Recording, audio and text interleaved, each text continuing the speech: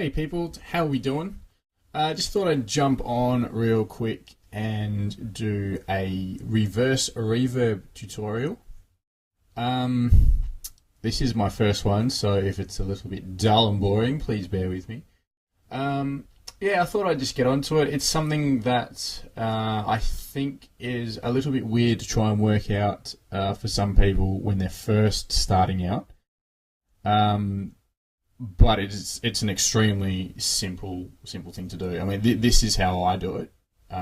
So I'm sure that there's another way out there, but this is my interpretation of the reverse reverb. And yeah, hopefully it helps some of you out. So we will start. I have a very simple chord progression here. It sounds like such.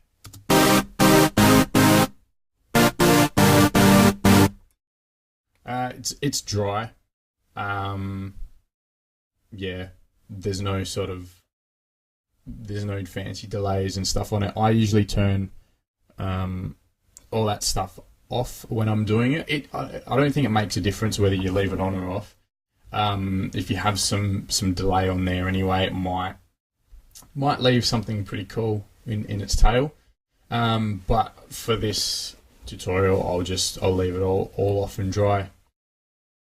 So what you want to do now is you want to take a selection from that track. So whether you're working in vocals or any other audio or through MIDI, you take any part that you so wish. I've taken the first chord because it's building up and it makes a bit more sense that way. So I've taken the first chord and I've chopped it in half so it's a bit more of a stab, like so. Then we'll open up some reverb. So this is just a verb in Logic. Yeah, they're basically my settings right there. So that it's pretty wet. It's it's got a relatively long tail on it. Yeah, that's basically that there. And it gives me this.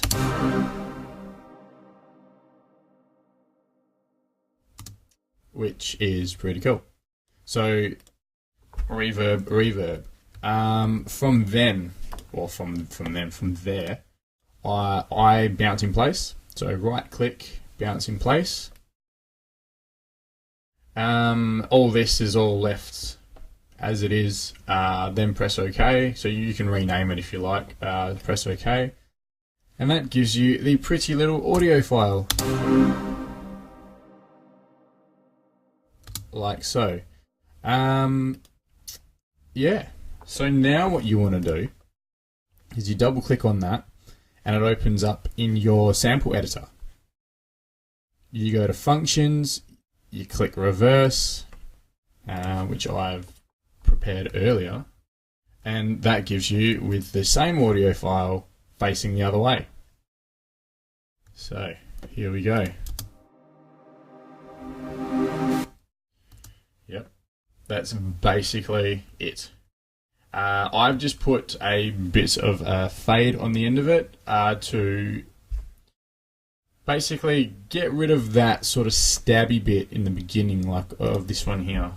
I mean, it's pretty minimal anyway, but yeah, I've just stuck a fade on it around that area. For Logic people, if you are new to Logic, you can come up to your little toolbar up here, click on there, it brings down a drop menu.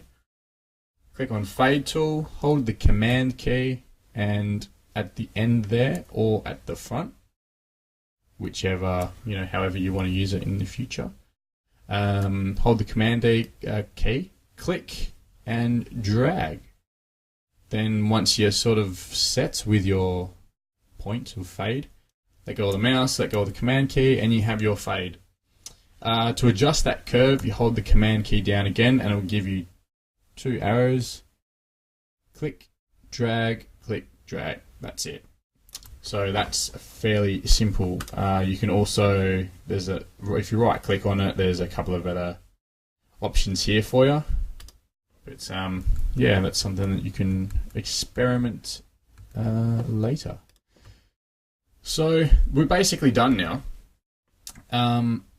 The thing that is probably the trickiest out of all this is getting all this in line properly. So yeah, just click and drag the file around. You will get it. So my little stabs are going to be in line with this chord, which is basically why that fade there is a little bit irrelevant, but I've put it there anyways. So I've now turned my effects back on in massive, so I've got my delay there and whatnot. I've also put an echo on this reverse reverb, so it gives it a nicer transition. Otherwise it's just a bit sort of there and, you know, out of place. So yeah, this is what it all sounds like together from now.